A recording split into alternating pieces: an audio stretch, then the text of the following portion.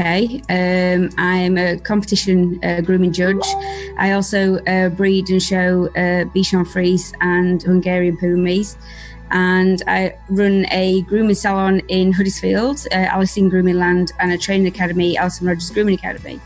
Most importantly is my new venture, which I am helping run Artero UK in Huddersfield. So we've got a warehouse and showroom. So it's really exciting to be a part of everything. Welcome on board, Alison, and thank you very much. Okay, so here we have Corinna Verschuren. Sorry, Corinna, if I spell bad the last name. I try to do my best. From Belgium. No. Hello, Corinna. How are you? No problem, Edu. You tried.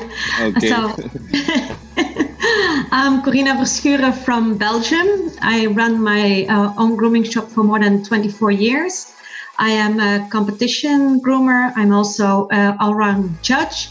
And since recently, I am a teacher at the grooming school in the province of my town. I do seminars, workshops, everything around. And my specialties, of course, are poodles. I'll show them, groom them, everything around that. That's perfect. Thank you very much, Corinna. Okay, so we have now here Lindsey Dicken from Florida. Hello, Lindsey. How are you? We miss you. Good, thank you.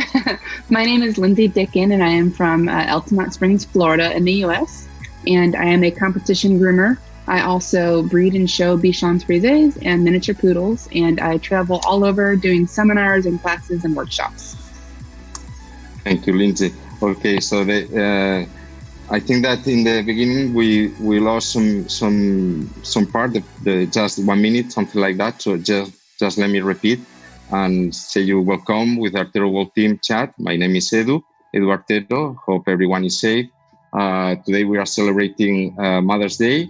So congratulations to all the moms. And I just introduce one by one all our members of today. First with Alison from UK, and then Corinna, and now Lindsey. And now is the turn of Victor Rosado, who is in Puerto Rico. Hello, Victor, how are you today? Well, hi, Edu, and hi, everyone. My name is Victor Rosado. I am from Puerto Rico. First of all, happy Mother's Day to all our mothers. We are celebrating in United States and some countries. So we are very happy. This is Artero World Team Cares, and I am here with all my teammates to answer all your questions. I travel all around the world, teaching, speaking, giving seminars. I'm also judging at grooming competitions and dog shows. So all the dog show people can bring their questions in. We will be happy to answer them. Thank you very much, Victor. Remember that you can do that in Facebook and as well in YouTube. So just write your questions and we'll be here for you. Okay, and in California, we have Fanyu. Hello, Fanyu. How are you? Hello, Edu. How are you? I'm very good, thank you. I'm so happy. So happy to be here, and I'm come from China, Beijing, and right now is reside in California, Los Angeles, with my wife Amy. And I would like to people call me fan, just a fan, especially in the summertime. Bring some cool air. And I've been breeding Bichon for over 10 years, and as a professional handler in the dog show for over 15 years. And recently, I just fall in love in sculpting. So I made a lot of sculpture, mostly of dogs. And also, I meet you and Alex. I can remember how long time ago, but it's several years. So I became a part of a family of Artero. So I'm super happy to be here with you, and share some experience for people who interesting. I'm very happy to be here. Oh, thank you very much. Fun to join us today. Okay, so you know that we are in a very weird situation now with all the virus all around. So how is changing your life these days? with all these virus around, that you can travel, you can do competitions. How is it affecting for you guys? Well, for me, it's killing me because I live at the airport, so I'm basically out of my house. But it's just an opportunity for us to open up the windows of communication, and most important on social platforms. Like the same thing we're doing today. We just these are the things that all of us, we don't have the chance, because it's either Lindsey's or Fanju is showing dogs, or Corinna, she's working hard, and Alison also on her business. So we are very busy people, and we don't have the chance to do this kind of thing. So this is a beautiful opportunity for us to connect with the audience, to show that the Artero World team cares, and we care about people at home. Thank you. Alison, Corinna, or Fanju, Lindsey, what is your... I've been really busy, to be fair. I'd be quite glad to go back to work for some rest.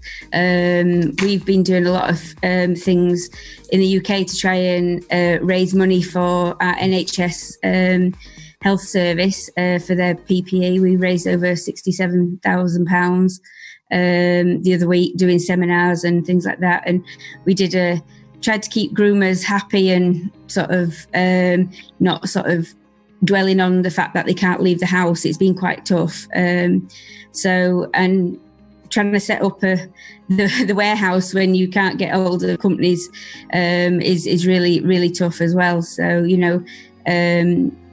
but most of all as well, I think I've been affected by a few of my friends have had this, and it's really important that people realise that there is something seriously, a problem out there, and that you do need to stay in and make sure that you don't get this, because it's not a nice virus to get whatsoever, Yeah, that's right.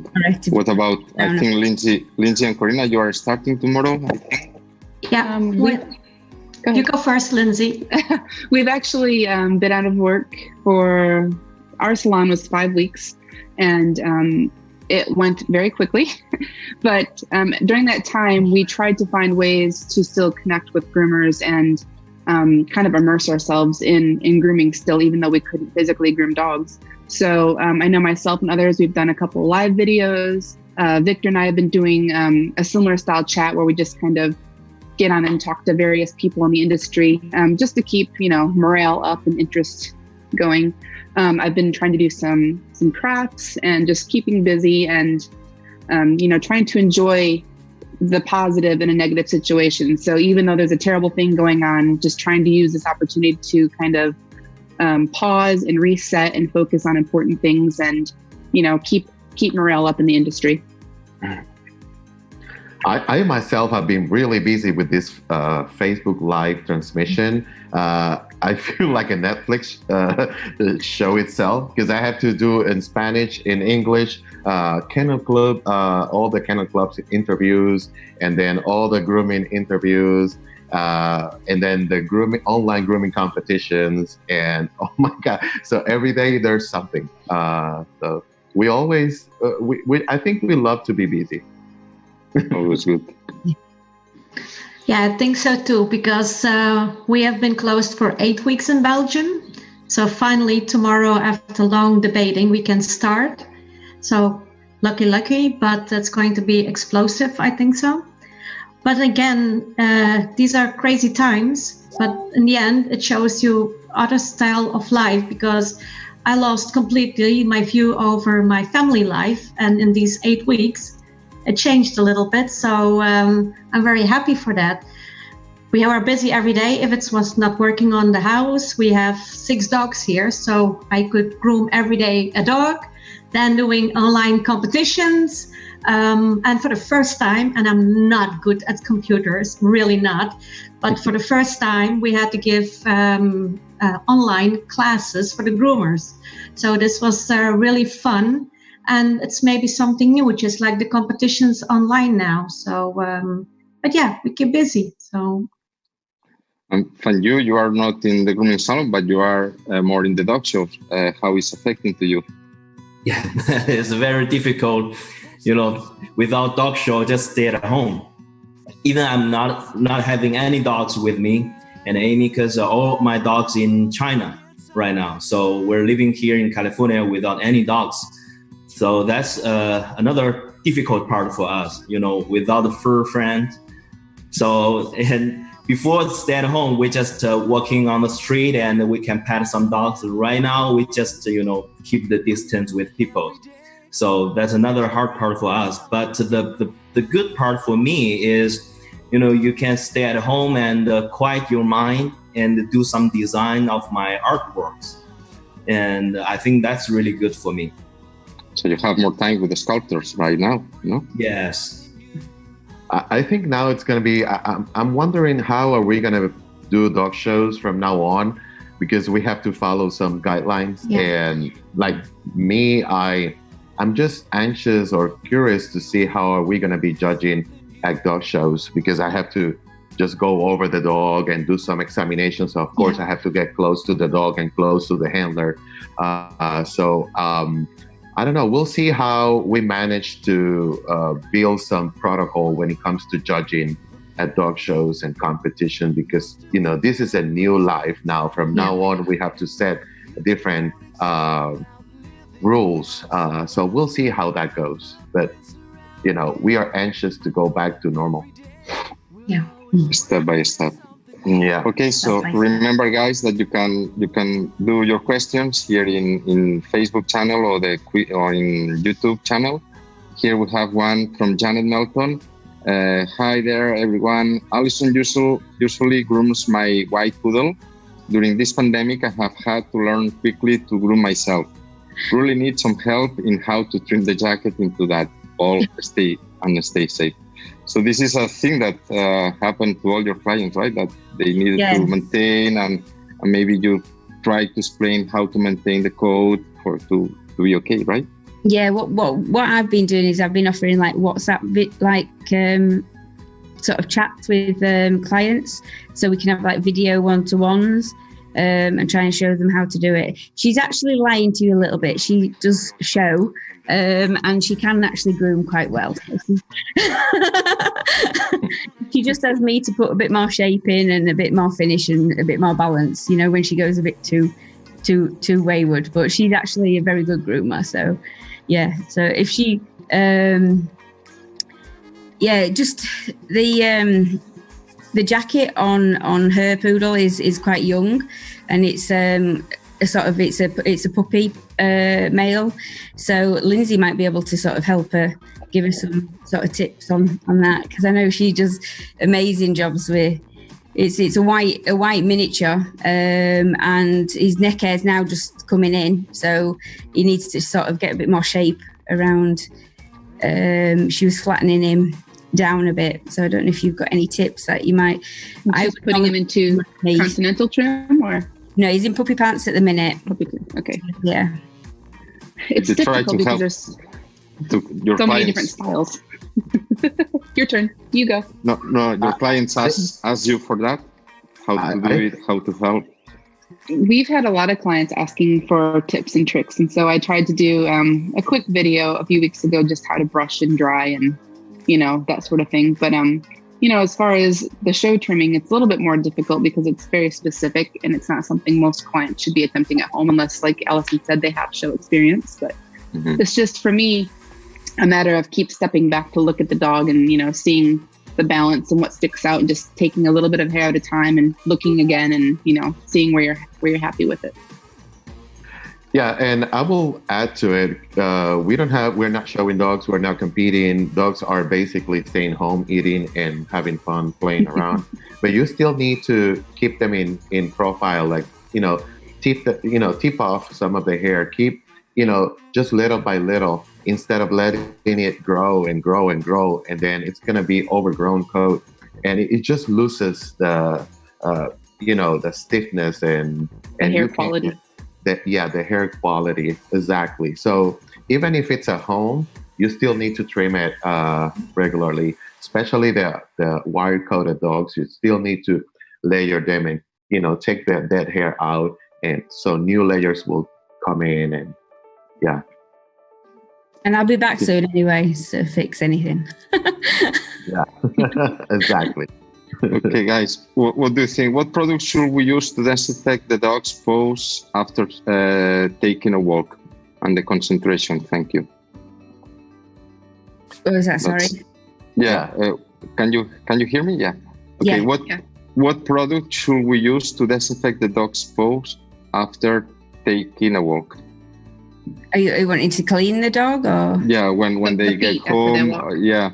I would probably use some of the Speed, some of the dry shampoo. You can spray in there if you've got. But the gloves are really good if they're getting wet. I have them in my car, and you just like slip your hand in, and you can give them a wipe down, and then spray the Speed in after, and give them a really good brush. It freshens the coat up, and also removes that sort of odory smell if they've gone out in the forest. Yeah. Also, I wanted to send a message to all the people around the world. Some people are trying to use disinfectant products to, put on dog paws when they take them out. Be careful what product you apply on the paws. That's product that will go directly into the skin and it will be absorbed. So be aware of what you're using. If you're using alcohol or some kind of disinfectant, that might cause some skin irritation.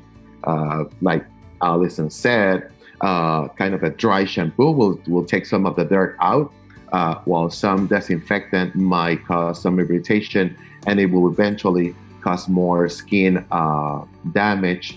And you try to avoid one problem, but you're causing another by using wrong products on dog skin. And I mentioned this because I just recently got a message from someone that said, can I use the clipper blade disinfectant spray on dog paws?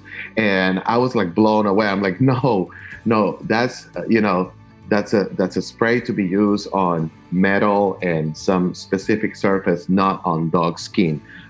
So be careful with what you use, because and do not tell anyone don't encourage people to use that type of product on dog's coat or skin.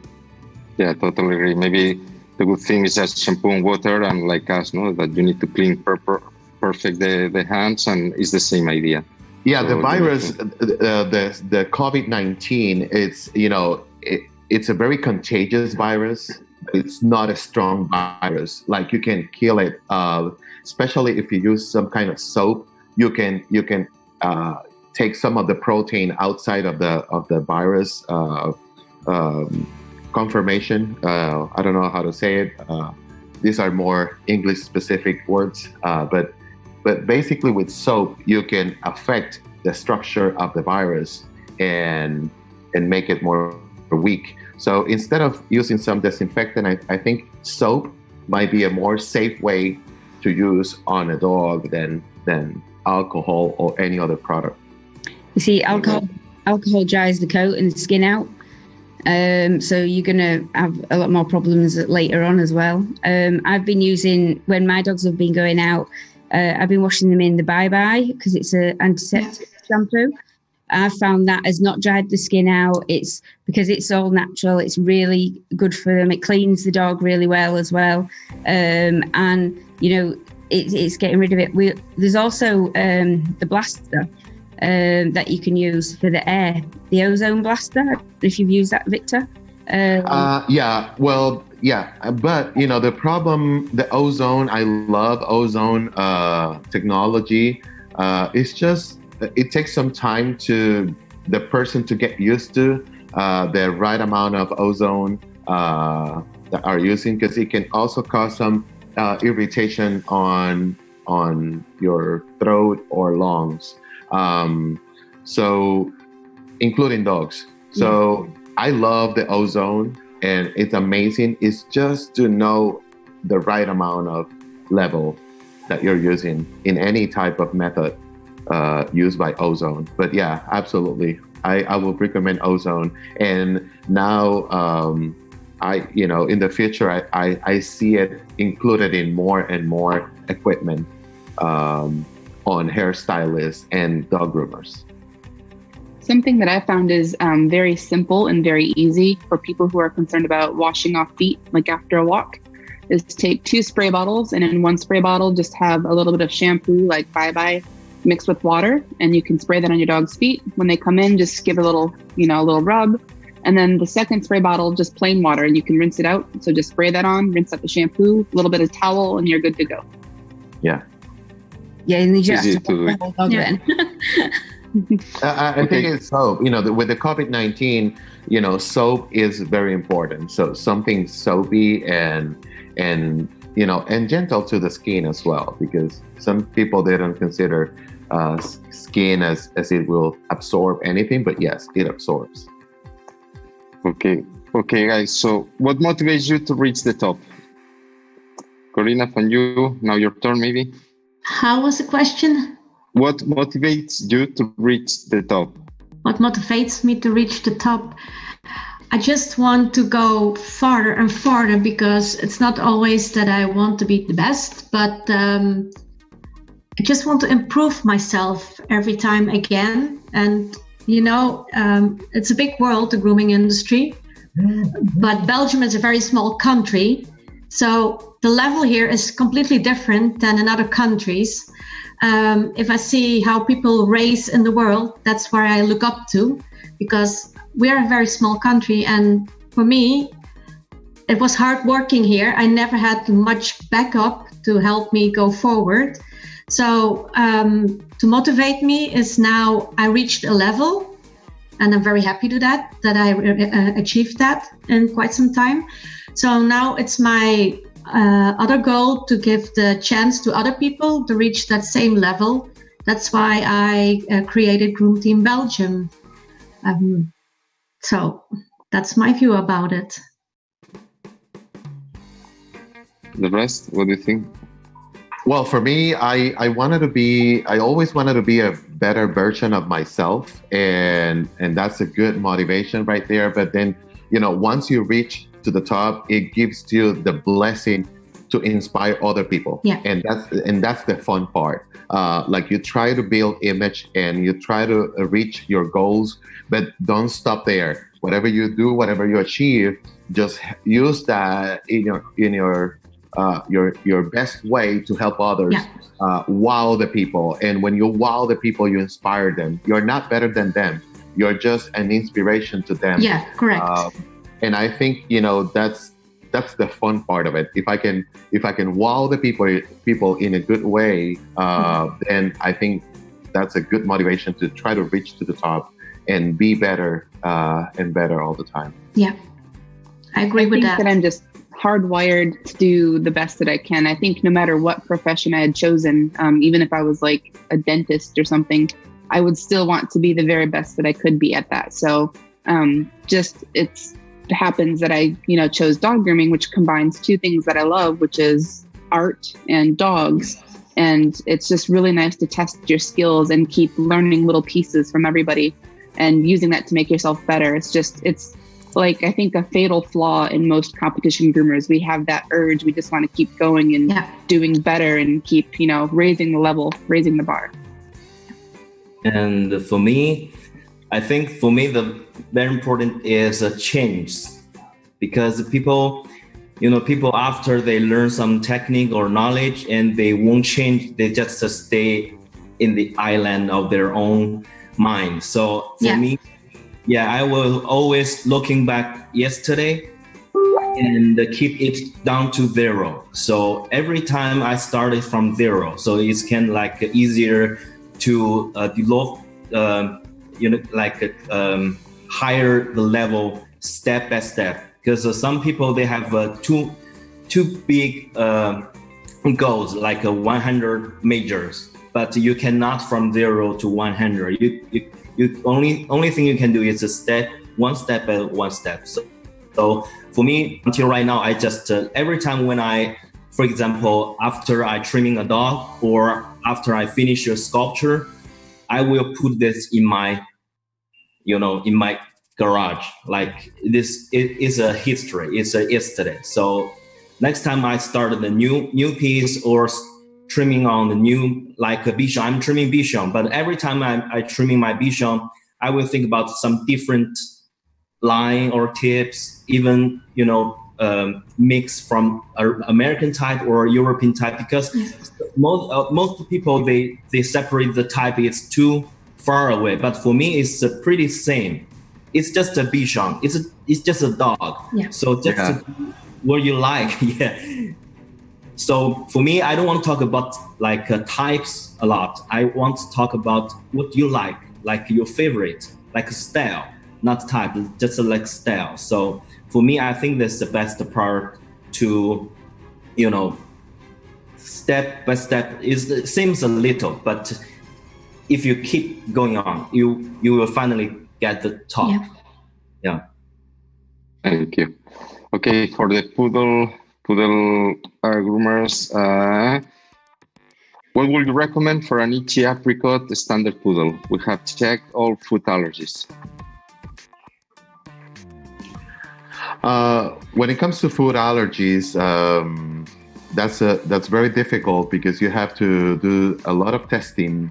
There are so many proteins in different type of food.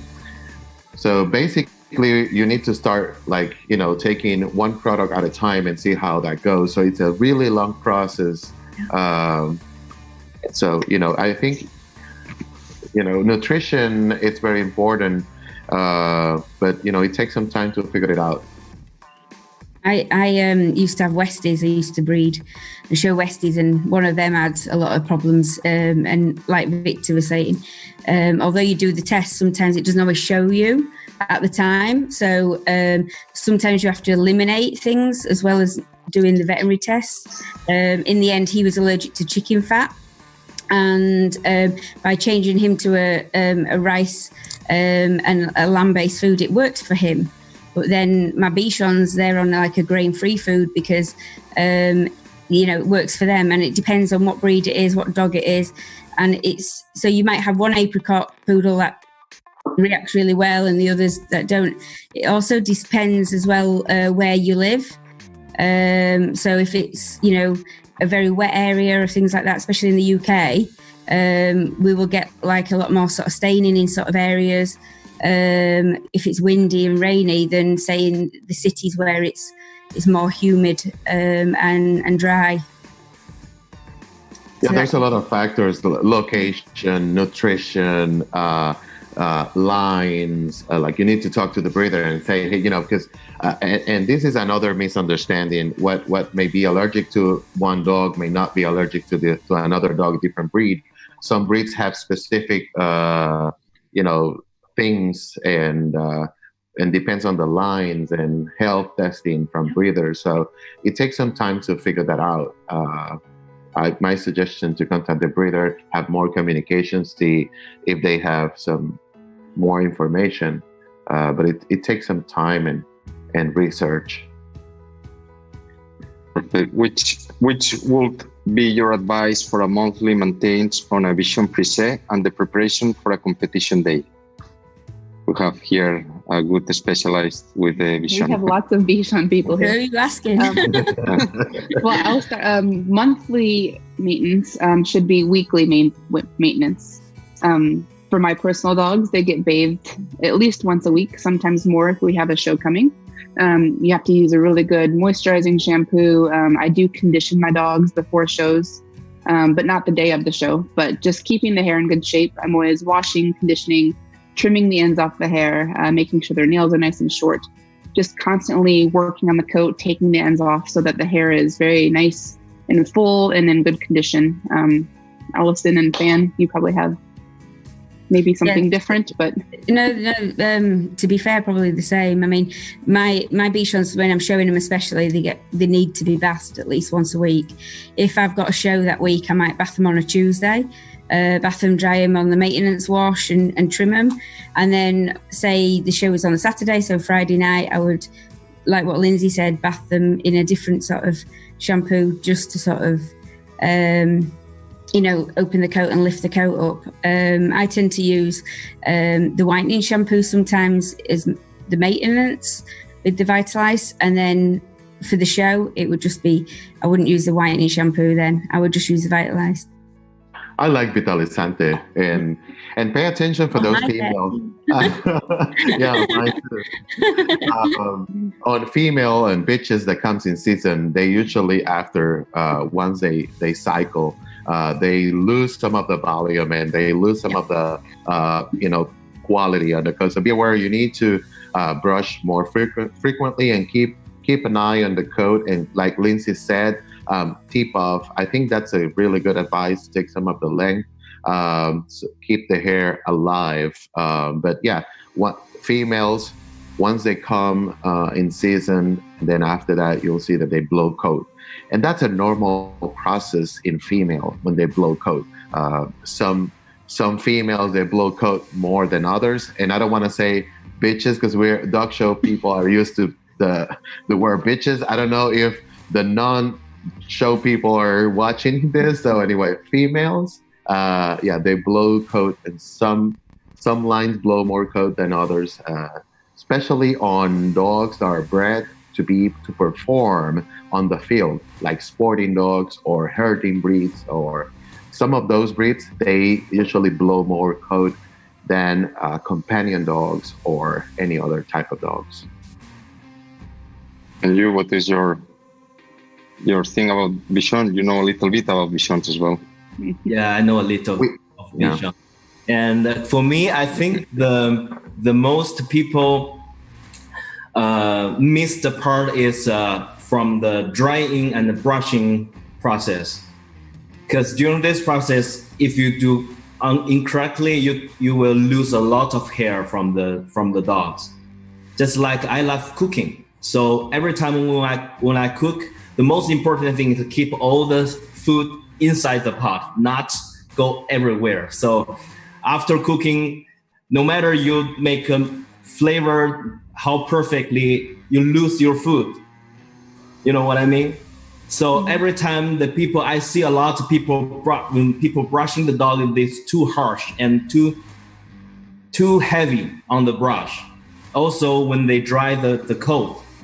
So for me, I will always dry the coat with a force dryer, and completely with the force dryer, over 90% dry on the all over the coat, and then use the low heat hand dryer with brushing and some conditioner sprays.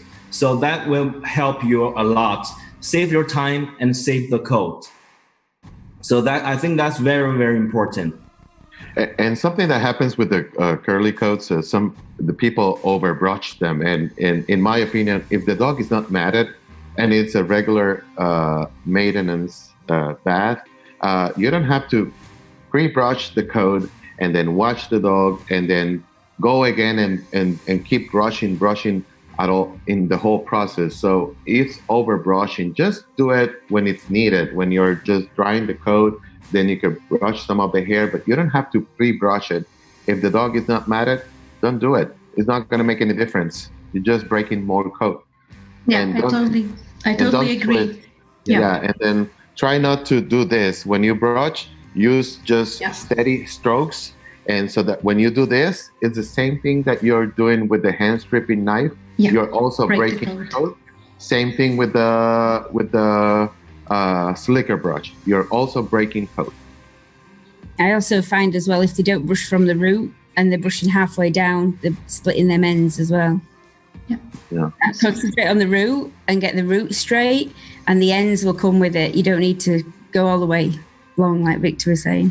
And I discovered because I have American Cocker Spaniels, and if you love hair, you love Cocker Spaniels, because that's a lot of hair and long, and you got to keep it long. So I discovered over the years how to brush in a way that I don't break the length of the hair shaft.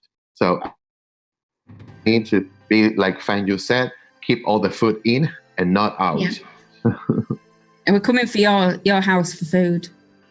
Yes, he's going to make us dinner next time. No, I'm a fan. Okay, now this question maybe will be more for Corinna or Lindsey or Alison, that you have the grooming salons. They ask, how can a groomer be protected in these days? Masks, protective glasses, gloves, disinfectants. What are you going to do these days?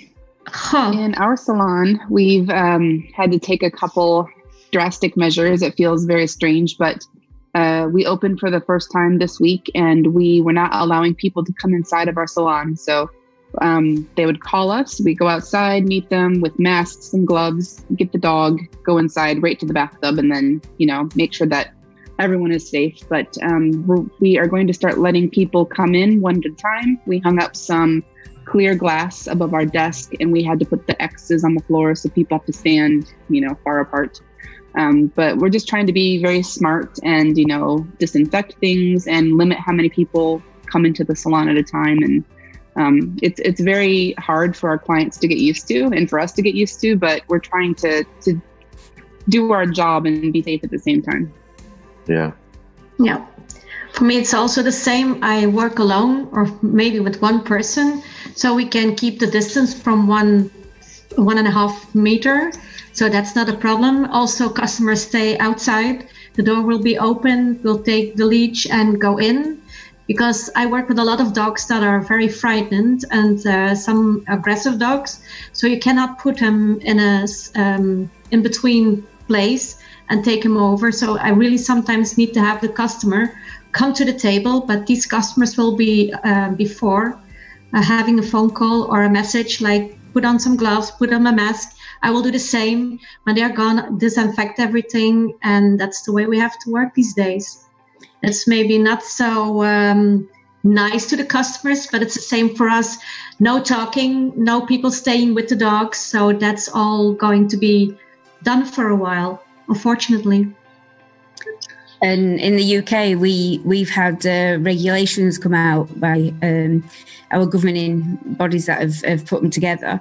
Some of the regulations don't quite make sense on practically what we do as a job.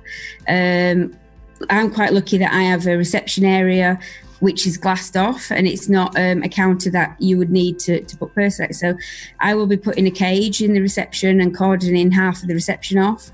The clients will need to come in, shut the door behind them, place the dog in the cage, which is not going to be easy because they're not used to doing that. And then once they go, then I will go and get the dog. They're not allowed to leave the lead and collar with the current regulations in the UK. I would then go get their dog straight into the bath. So I won't be able to demat it before. So if it is matted, we won't be able to save hair. No. So we will have to put it straight in the bath. I will be bathing it in by all the dogs that I'm going to be getting in are going to be bathed as that. And then we are not allowed, we're only allowed one dog at the minute, unless they change it. While we're talking, I believe our Prime Minister will be releasing some more restrictions on what's going to happen in the UK. And then until that, we won't know if we really truly should be going back to work. But we, at the minute, if we can only work if it was a welfare case. So at the minute, we would have to have one dog in the premises. Now, for a busy salon, that's going to cost a lot of money for us to turn the lights on and have a person there to work while there's just one dog in. So if that client doesn't pick their dog up on time, even though you've finished that dog, you cannot accept that next dog into your salon. That may change slightly, as in as long as it's been bathed. They're looking at it, as long as it's been bathed, then you can accept another dog, as long as you've got sufficient space. Yeah. I'm quite lucky, my salon is very large, so we've got areas that they wouldn't need to cross-contaminate, once they've been trimmed. But it's still, in the UK, there's a lot of questions about a lot of things. We're not being told, we're told by one council this sort of thing, and then by another council that. So there's a lot of mixed views on the governing bodies and stuff. For me, some groomers in the UK are looking to start work next week. For me, I won't be starting work next week. I don't believe in the UK we've took it as serious as Spain or in some states of America have. And we are travelling too much in the UK still now. It was bank holiday weekend and there's been far too many cars on the roads, I believe. And so it will take probably another 2 weeks if we're allowed for me to decide to open. And that was because I need to put in place my salon so that it restricts half of the area that they're going to walk in and out of. I'm going to take payments over the phone so I don't need to deal with them. But like Corinna, I also do a lot of aggressive dogs, a lot of nervous dogs that other groomers will not even do. Yeah, I'm worried that I might not be able to do them because I need really sometimes an extra groomer to hold that dog, because I don't use heavy restraints. I do a lot of Reiki healing with dogs, and that dog sometimes just needs another groomer to hold it just to make sure it's reassured. And unfortunately, them dogs we won't be able to do. Yeah, that's the problem, that sometimes some dogs we have to keep on hold for a while. But how long can you keep them on hold? Because a lot of people already, like in Belgium, we have been really closed for 8 weeks. And there were some people who tried, but we really had police control with a big fee. If you were caught with about 4,000 euros, you could pay and lose your shop. So we really closed for 8 weeks, and traveling around in Belgium is everything is down. Now from Monday, it will start slowly coming back. And I think, yes, we all have to take a responsibility. Luckily, in my case, I work alone, so that's nice. But if you're indeed, maybe Lindsey has maybe personnel, or you, Alison, and then of course it's difficult because I can really take a much space around me. But if you're with 3, 4, 5 people in the shop, it's going to be difficult, because will you wear all day the mask? I'm an allergy patient, and I have asthma. So I can't wear all day this mask. I will do it when it's necessary. But when I'm alone with the dog, it's like you said, first baiting. I have many hand strip dogs. I can't bait before. So there I will have to use the mask and the gloves. And when they're finished, I will clean them with the gloves of Artero, because they are also a little bit disinfected. And when that coat is gone, probably by then the virus is also under control. And if necessary, they go to bath. So we have to adjust to the problems we have at the moment. So. And I think, as this is Artero Cares from the World team, and we care. And one of the things, I don't have a salon, but I'm helping groomers all around the globe in talking about the COVID-19 and all the precautions that you can take in your salon. And one of them is air filtration. So you gotta disinfect the filters on your dryers and in your air conditioner. Be aware that you're breathing all the time. You may disinfect the table, the clippers, your brushes, but you're not thinking on air filtration. So air conditioner and your dryer needs to be disinfected at all time, every single day, because we care and we want you to be healthy. I mean, this virus is like, the way I see this virus, it's like, imagine you've got a puppy and you go in contact with a dog that's got parvovirus or kennel cough. It's airborne, and the precautions you would take in place, like make sure you take your clothes off before you then go touch that other dog, things like that is what we need to be really concerned about. That's why I asked you earlier, Victor, regarding the ozone dryer, because I had a groomer contact me. I think, and she'd read all of it, because you can put it on for like just 2 minutes and blast the area, your reception area. And not necessarily the dog, but blast the reception area, and it kills all the virus. So I'm going to be investing in one of them, I think. My recommendation with the ozone is you can do it once you close your salon. At the end of the day, you can actually use it. It's not something that you have to put it on the whole day. It's going to cause some inflammation, and you'll start coughing. But it's a good way, and it opens up the window of all this information. And because groomer needs to be careful, this is not only for COVID-19. We have ringworms. We have all these things that you need to be careful when you're working with dogs. So I think this is a good lesson for all the pet professionals. I think as well, make sure you get the correct masks. It's really hard. There's a lot of masks on the market that are not correct. So do your research. I think it's, is it N? I can't remember the number of it. It's an N95. That's the best mask to get for the virus. Oh, I hate wearing them. It's just so uncomfortable. I'm breathing it. It's just, This morning I feel the same, but we have to. This morning we had the other meeting with the other members of the whole team, and they say as well another interesting thing that is as well you need to take care about the tools. So for that is this blue light, the sterilizer, the UV that disinfect the blades, all the combs that you use, everything. So this is another thing that you need to take care. Well, this is something that we should be doing at all time. It doesn't matter because of the COVID-19. You normally do it. Yeah, this will need to be always as a normal thing, no? That's right. Okay, Alison, they ask, when are you going to open the warehouse in Huddersfield? I don't know, you tell me, I do. When can you come over to the party? And Lindsay wants to come, and Victor. We're waiting. Well, I've got the racking that I need to do. The showroom is sort of open. It has had, don't tell anyone because I get into trouble because it was non-essential travel. But I have had a few groomers turn up to the warehouse and showroom to purchase certain items and have a look around. So once we've got like more stock in the next couple of weeks and we've got the racking in, I guess when we're going to have a big open day, but we need our Spanish family to be able to come over, maybe our US family too. Of course, maybe. Lindsay, we have to do a transmission on Alison's facility. Yes, we'll have to do a whole special. Fan can make the food and we can do the interview and she can show the tour. It'll be great. We need a whole world team there, don't we, Corinna? Of course. For the grand opening.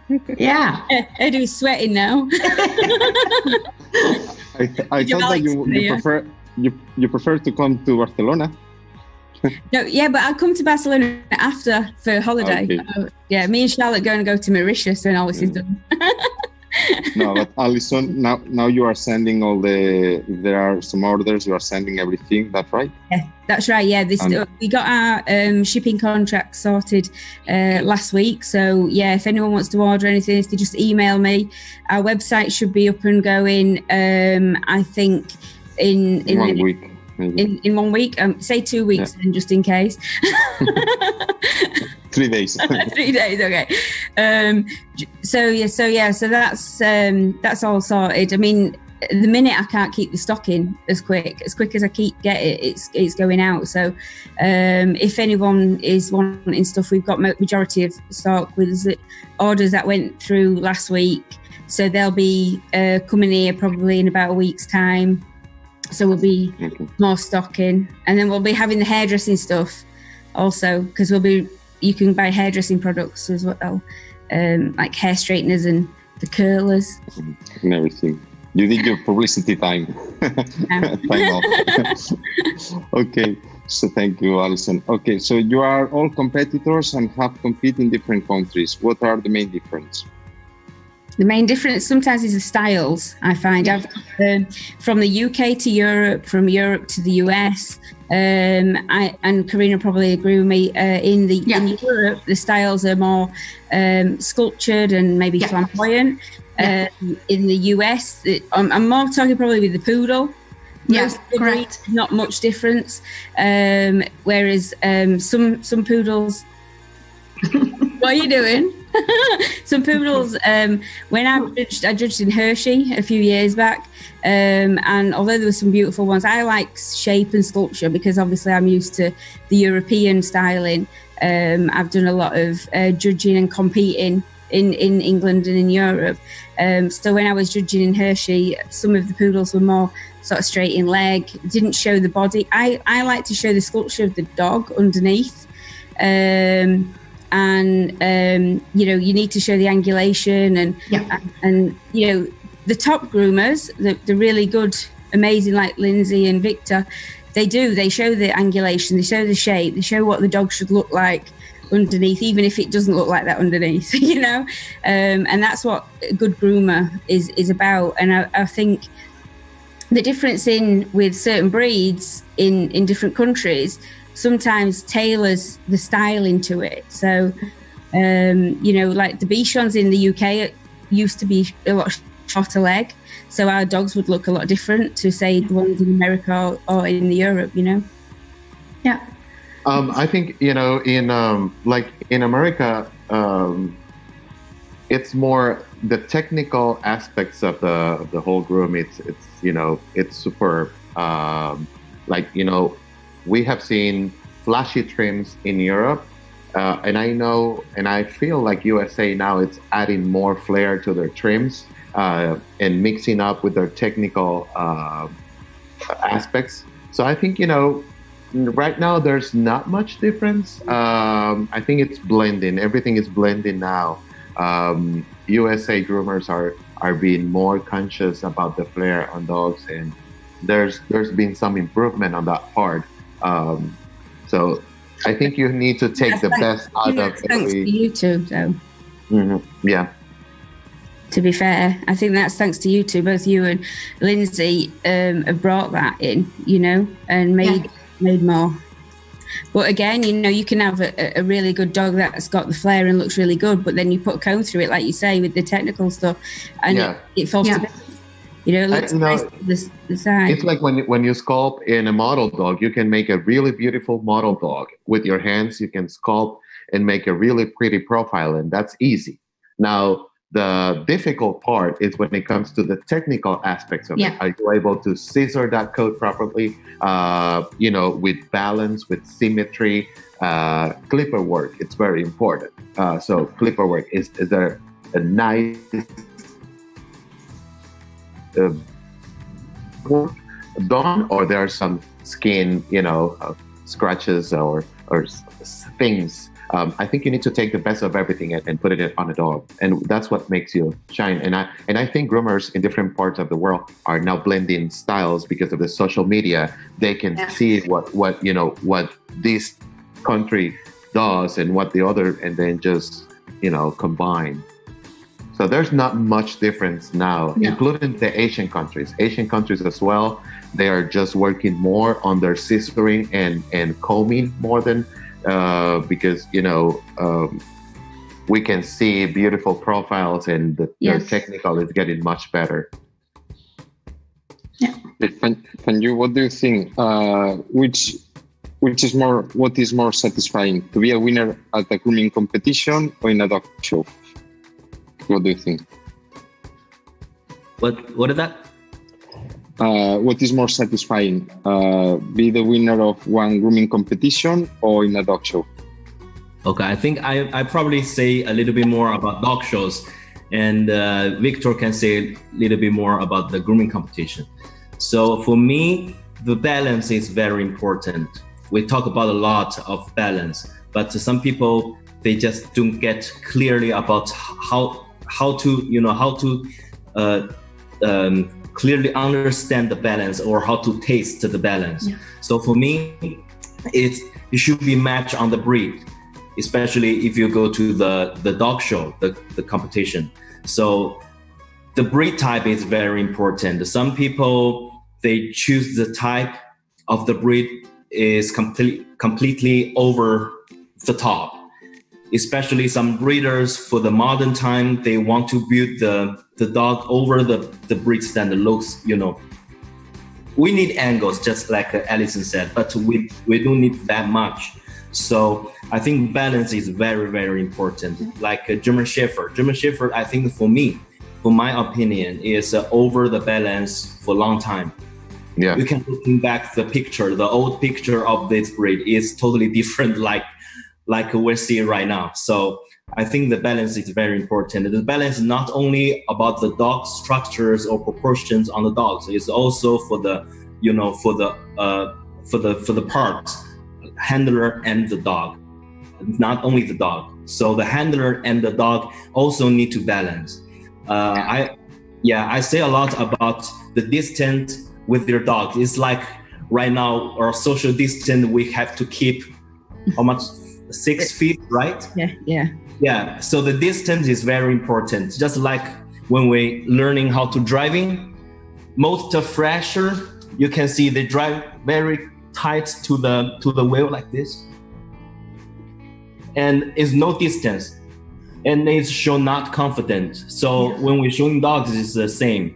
I will always, if I show a little dog on the table, I always keep my body away from the dog and using the bait. So once you get the distance, the balance, the picture of the balance will show to the judge. So that's very, very important. And I will add to it, because I was interviewed yesterday night for a kennel club, and that was one of the questions. And because one of the things that we are lacking at dog shows when it comes to show presentation and how handlers groom their dogs for the show, sometimes they lose the balance.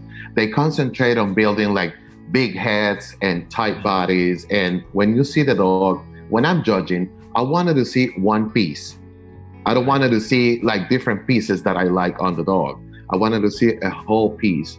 And the difference between a grooming competition and a dog show, the trimming, for me, it still needs to be the same, because we're being guided by a standard.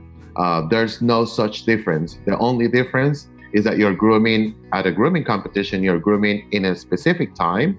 At a dog show, you can groom the whole day, taking little hairs little by little and make it nice. But when you're, one of the main mistakes of handlers these days is just following other people trims and styles, because those are top dogs or top handlers. So I'm going to do the same. Let's say that Lindsey's showing her Bichon and she's been successful with her dog.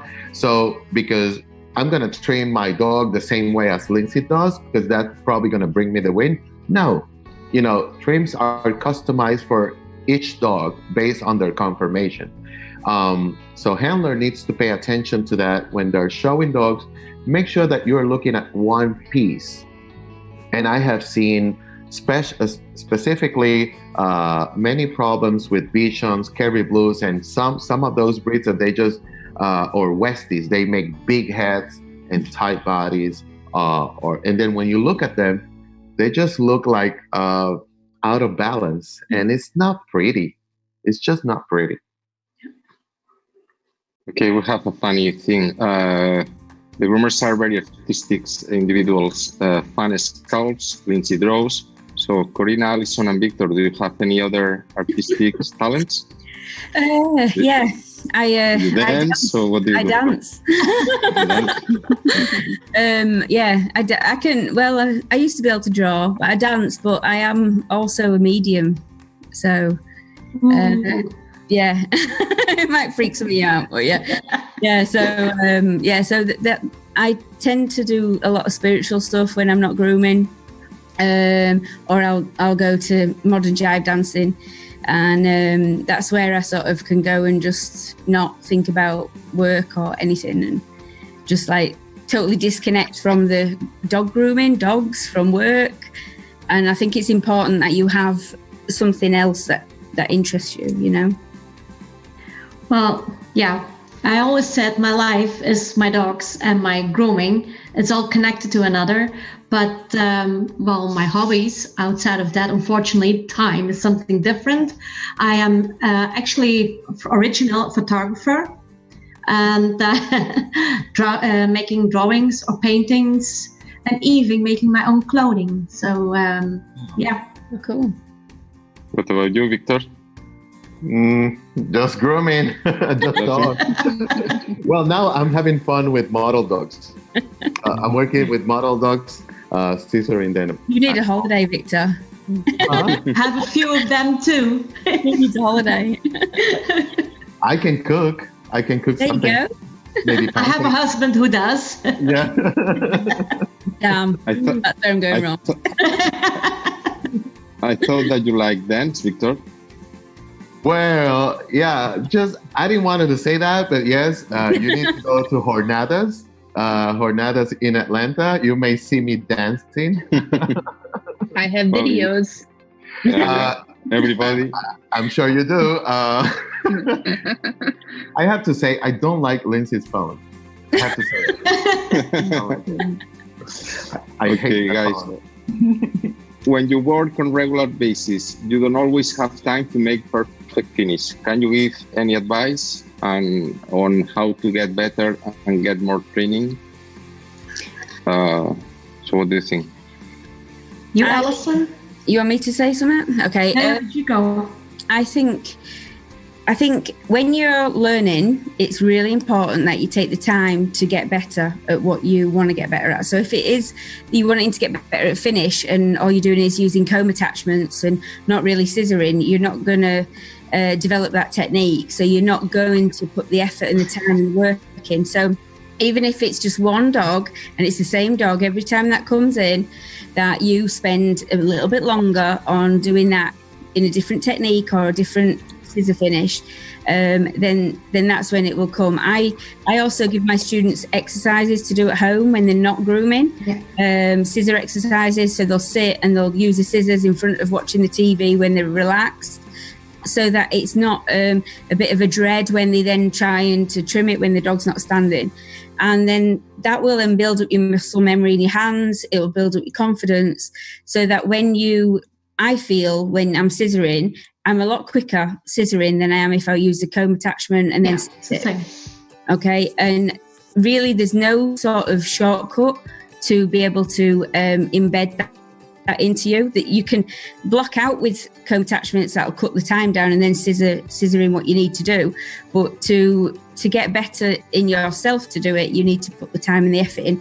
And I believe all of us here today have done that, and that's why we've competed in many competitions and won many dog shows or won many events, because we've kept going until we've got better. And then when we think we've got a bit better, we've raised our game. Like Fang Yu said, we left that in the past and we want to get even better, or we want to try a different breed, or we want to try a different technique, or some of the areas that I fell into accidentally, some of my best moments were when I was competing with you, Corinna, and it didn't matter what place we were, as long as we were on the podium together and nobody else was there.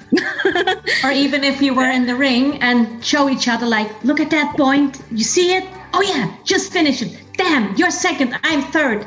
But that's the way it goes. Help another just by looking at each other and giving some tips to another can help you a lot forward. When I teach to people now at school, because Belgium is quite different than in many countries, we have in every province, we have a school by the government. So people can have a quick course, it's for 1 year, or a long course in 2 years. They come 1 day a week to school, and then they go working in a salon to get their skills. And I think the first school in Belgium that started working with the model dogs, because now they learn on a live model, working with it, but you can see that people are very, very unsure of themselves. They have no confidence. And then in the afternoon, when the dog is ready, or we have baited and dried it, we say, put the dog aside and said, okay, now we take the dummies and we just have scissoring techniques. And then they go on the real dog, and you really see them improve and getting better in it. But it takes time, because if we look at all of us, I'm working 24 years. I think you're all about the same in our job. And people always want this perfection in a year, and that's not possible. You have to evolve all the time, learning and standing open for information you get, the feedback you have in a competition or in a workshop. Some people are mad or angry because they feel like they've been hurt, but they need actually every feedback to use it as a guide to build each other up and work with it. That's my opinion in it. But I think many of you have the same vision on that. And for you and Victor, with the viewpoint in a dog show, will be the same? Victor? Yeah, but what was the original question? Because I just got carried away. I go there. It was about the finishing of the grooming. I have too many questions here. One piece of advice for you, if you're not too confident using tools, the model dog actually is a good way for you. Yes, absolutely. To work with something that is not going to be moving, so you don't have to be aware of the dog moving or just trying to bite you or something. So you're just relaxed working with that dog. It's not going to move. It's not going to do anything.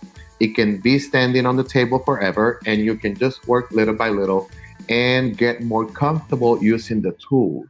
Yeah. Some people, it's always different from groomer to groomer. Another piece of advice is just to start, drawing. You can learn how to draw, and that'll help you to develop your artistic impression. So you can start drawing on a paper and then working on model dogs, and that'll help you tremendously. Yeah. If you're not a good groomer, grooming the body, also you can just concentrate on heads and expression. Because at the end of the day, if you can make beautiful heads and beautiful expression, that's going to make your client happy, and you're going to have a lot of satisfaction from your customers. So that's another good thing. And for competitive groomers, we were talking about that in our #AskUs sections. I encourage people to learn about trimming with movement by watching horses and how they move, or talking to horse people. The people that usually are in the sport of horses, they can understand function and conformation so easily, better than other people. So yeah, you can also talk to horse show people, and they will help you with structure and movement. So that's a combination of tips that I can give you. And you? Yeah, I'm very agree with Victor. Drawing is very, very important when you, especially for the people that want just starting with grooming, because sometimes you cannot have so many real dog, even model dog. So drawing and the sculpting is very helpful for people who want to learn structures or the lines. So I think for me, the best tips.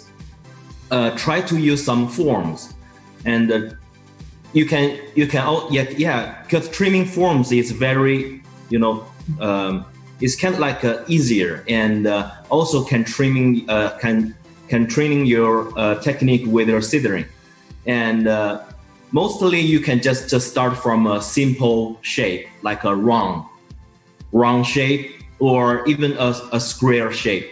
So that can make you're training your scissor to make a flat side or a round line. So after that, and you can try to use the model dog. I think the model dog is also very helpful because all the structures inside is correctly, and you just think about. So for me, I will always have a 3 picture in my mind and lay together.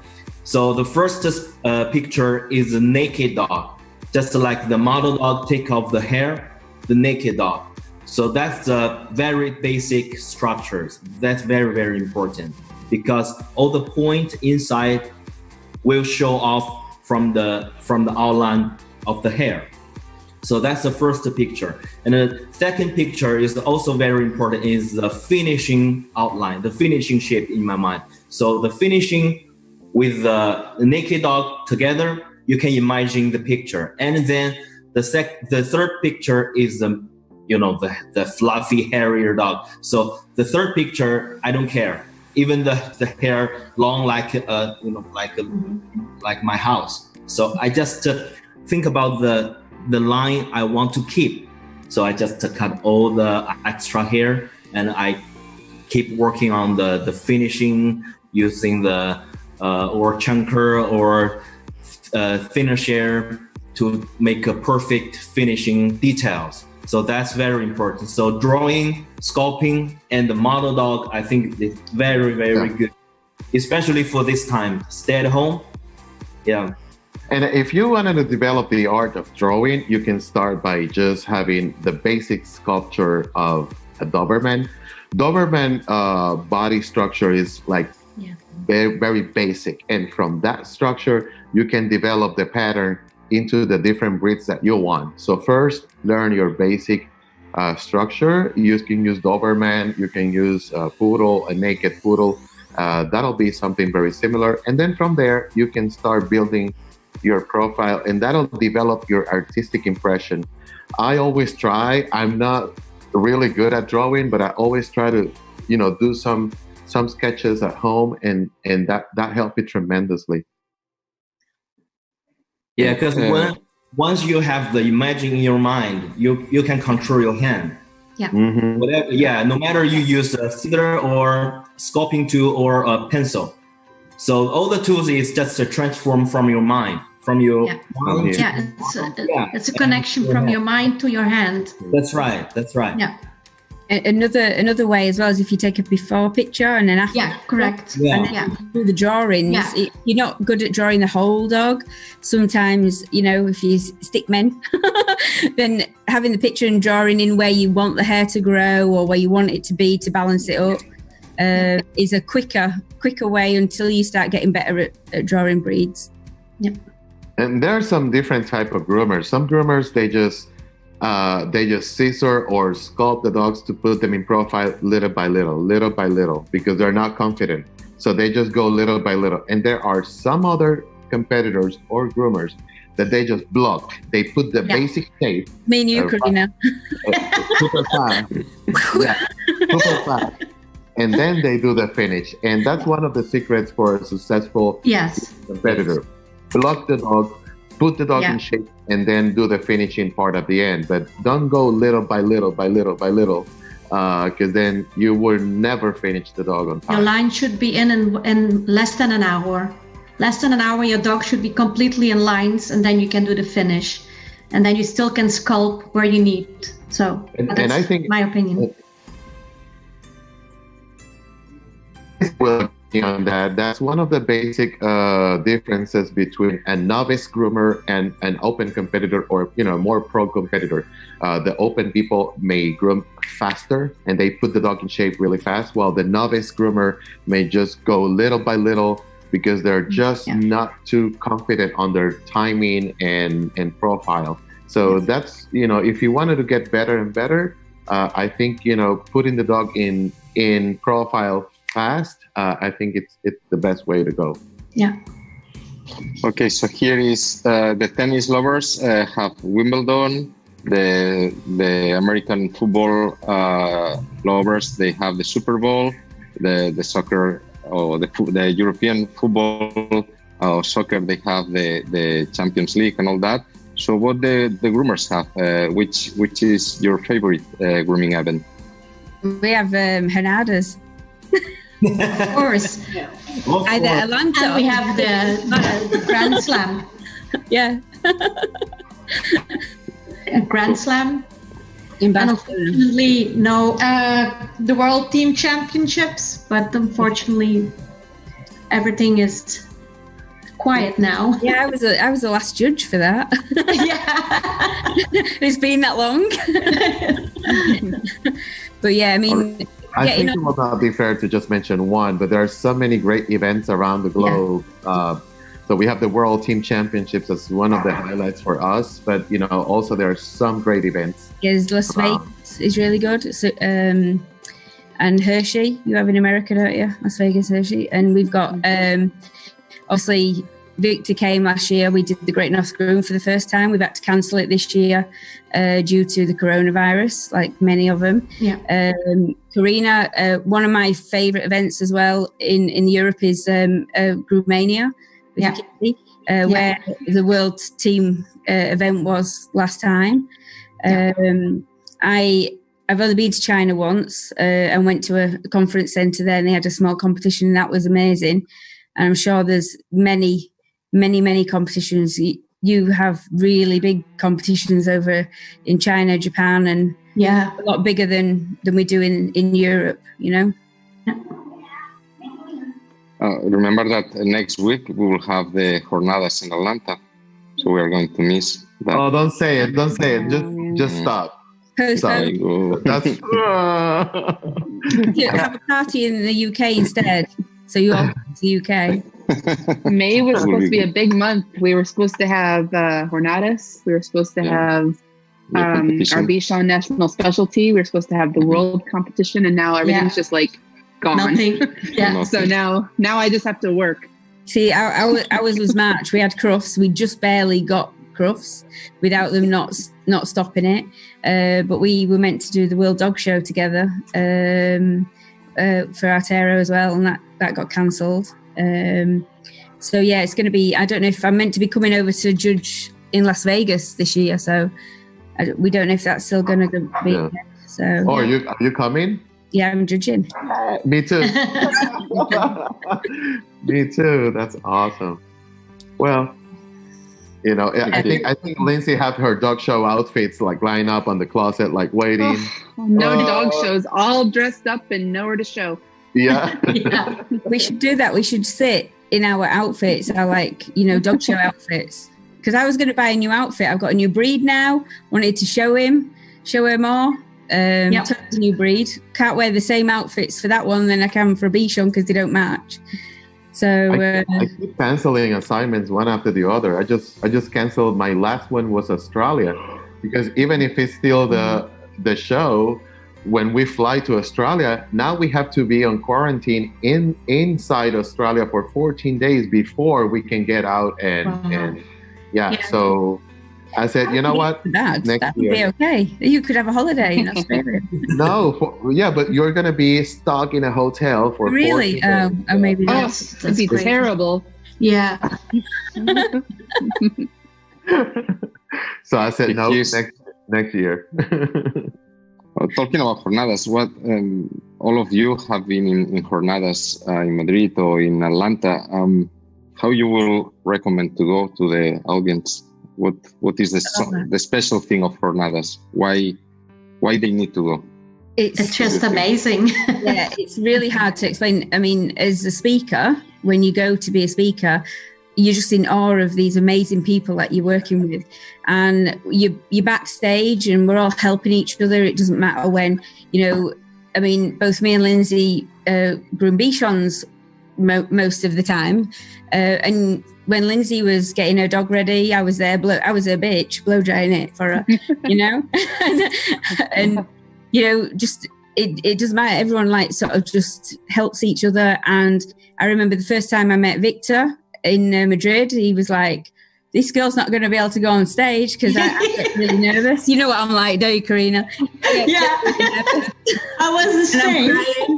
Yeah, and Victor's like, she's not going to be able to go on. And then as soon as he announced my name, and I just was like, yeah, whatever. And then after he was like, "You were okay?" And I'm like, yeah, I'm fine when I'm on. And he's like, he thought he was. What I like is the overall, just the whole package. The overall production of the entire show is very professional and very well run.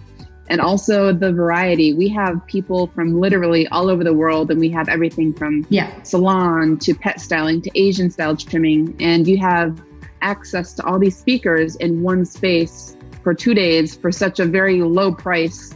It's crazy, what a good deal it is for everybody. And we have so much fun. And I learn from my fellow speakers on the stage. We have 3 of us on the stage, but sometimes I'm watching the person next to me and I'm like, oh, well, I never knew that. And I'm learning something at the same time. So, and it's nice. We have just a little bit of everything, and there's, entertainment, and we have, fan sometimes does the sculpture and talking about structure, and there's motivational speakers like Jarvis. So it's just, the whole experience is just, there's nothing else like it. Yeah. It just, you feel like part of a family though, as well, don't you? Yeah. Watching and for me, I love the host of the show. I think, Lulu's amazing. She is. Lulu's great. So no, I think it's a unique show. It blends knowledge, inspiration, and technology. Plus, groomers can do all this networking by spending time together, going to the shows. Not only you learn from the speakers on stage, but you also learn from the interactions with other people around the globe, because we got visitors from all over. Plus the lineup of speakers, the selection of speakers, it's amazing. Every year, I think the screens and the cameras and everything bigger and dancers and the dancers, the singers. We have to make sure that our nails are clean and like everything is on top of the game, because the technology and details on each and every one of the presentations, it's like you've been sitting in front of the dog watching while we're grooming and going over the dog. So I think it's a unique show, more than, it's not a seminar. This is not a seminar. This is a grooming show in its own. It's a production, isn't it? It's just like, it's like going to watch a concert. The only difference is it's dog grooming. I remember when I went to Atlanta last year, me and Suscríbete went up into the heavens to see the guys that were putting it all together with the lights and everything. And Alex took us up there and showed us, and the amount of work and time that goes into it and passion, you really see that. And when you sat in the audience just watching it, because a lot of the time, if we're doing seminars and stuff like that, we don't often get the luxury to go and sit in and watch. But because this is such production, as speakers, sometimes we get to sit and watch our other fellow speakers, and you feel part of the audience, and you get to meet us all, you get to speak to them, you get to have photographs after, we go take our dogs to the booths. And like Lindsey says, we tend to have a party in Madrid. We have a really good party, don't we, Corinna? Yeah, we did. And you get to meet the real people that are not on the stage as well. But the education that is given to you in that weekend doesn't matter if you've just started grooming or if you've been grooming 30 years like me. You learn from every single person that's on that stage, or even the guys backstage that are organising it or running it with the lighting, and it's so much education and so fun. It's something that you just don't want to miss, Yeah. And remember, really, 2 years ago, and also the VIP.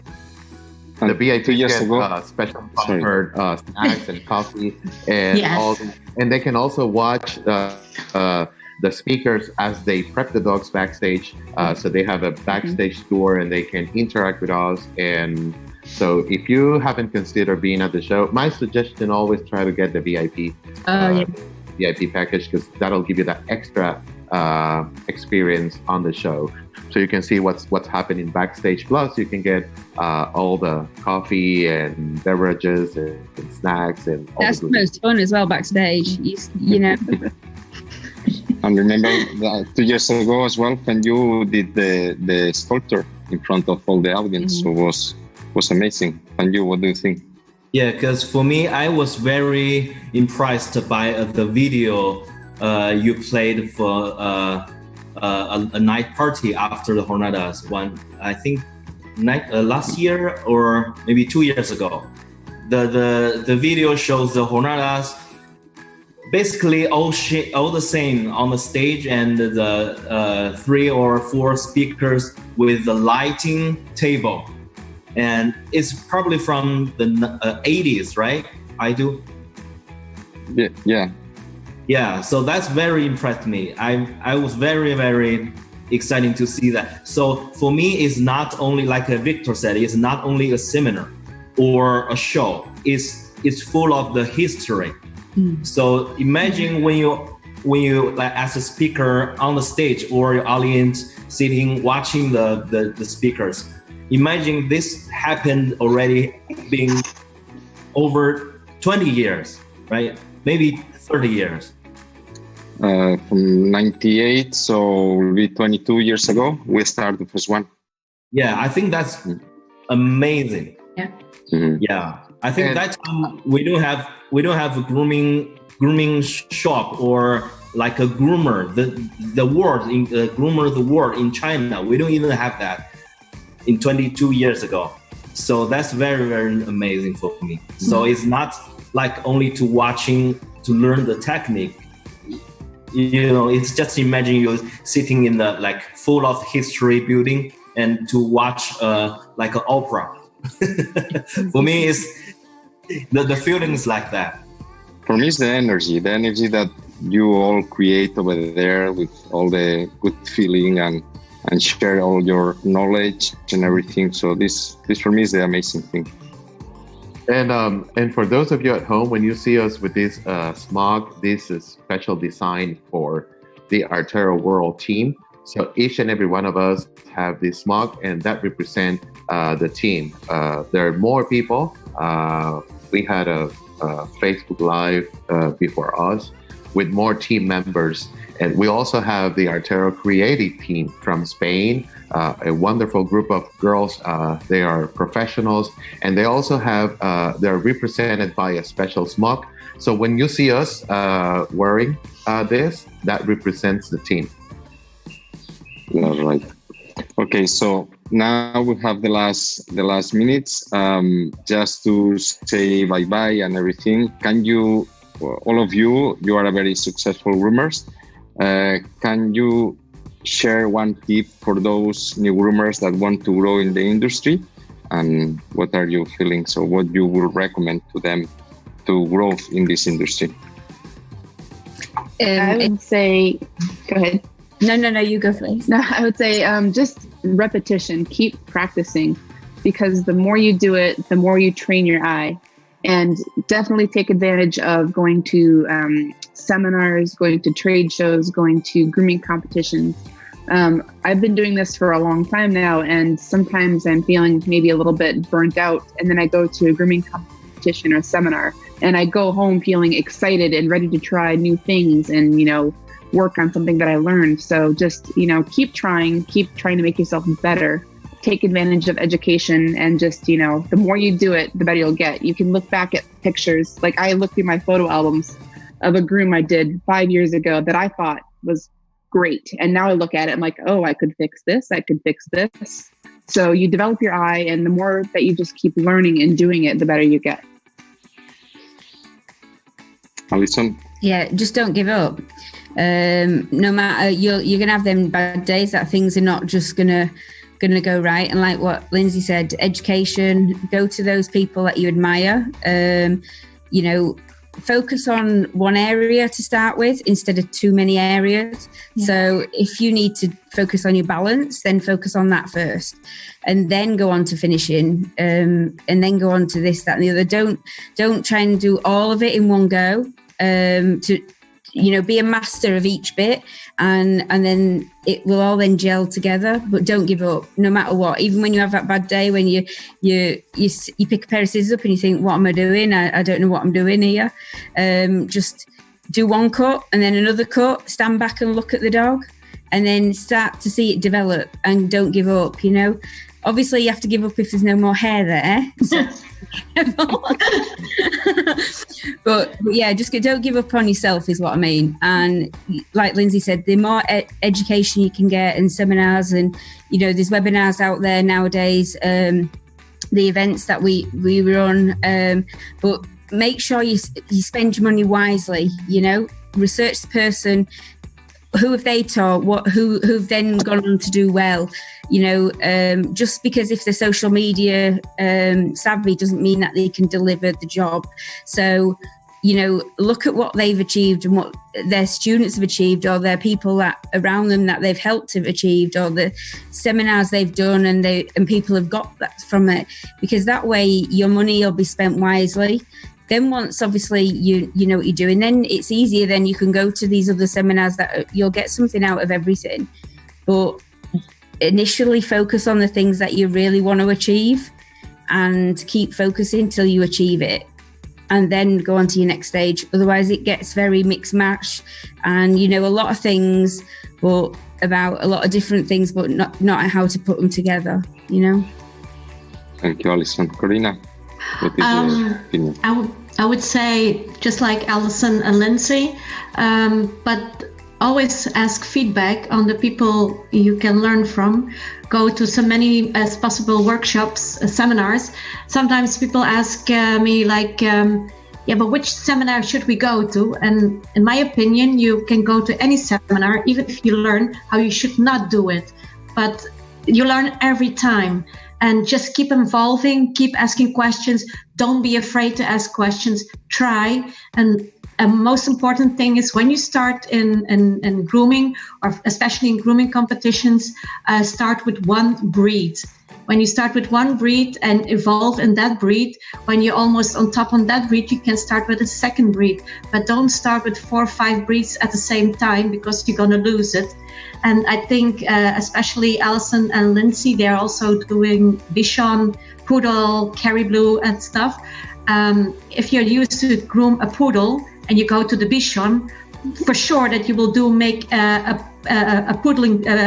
poodle of a Bichon, or a Bichon of a Poodle, or a Carry of a Bichon.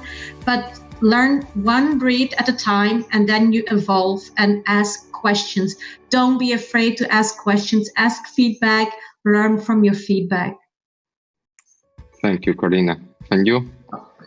And for me, I think about why you're grooming the dog. For me, I will always think it's not a dog. I'm not cutting the hair. I'm a art, just like our brand name, Artero. So try to think about you're doing a piece of art, and then you will relax your mind, because some people, they're doing the grooming, when they're grooming the dog, they just pushing too much, and they feel like very stressful. So for me, if you think you switch your mind to building art, you will relax. And I think another tips for me, not focus too much on grooming dogs. You can have a one day off, go out to see the mountain, to see the rivers, just to relax your mind and to see the another beautiful things, or building, like old building, churches. So I think that's very, very helpful. Thank you. And you, Victor? Well, I think, one piece of advice, don't think you know it. When you think you know it, then you need to start learning something new. So it's always constant learning, formation, education. We have more than 4 breeds and also mixed breeds. So there's a lot of profiles, and there's a lot of information that you need to learn how to work. Not only, you don't want it to be only a Shih Tzu groomer or a Maltese groomer. You need to be able to groom all these breeds, including the short hair, or any kind of breed. So don't think that you know it. Just keep learning, keep the formation, and please love dogs more than anything, and respect them, because at the end of the day, the superstars of our grooming competition shows or dog shows are the dogs. Yeah, totally agree. Okay, so thank you very much, guys. Thank you to join us today. Alison, thank you very much. Lindsey, Corinna, and you, Victor. It was amazing to have you here, and hope to have another connection soon. So be safe, and thank you very much. Thank you, I do. Thank you. Thank you. Thank you.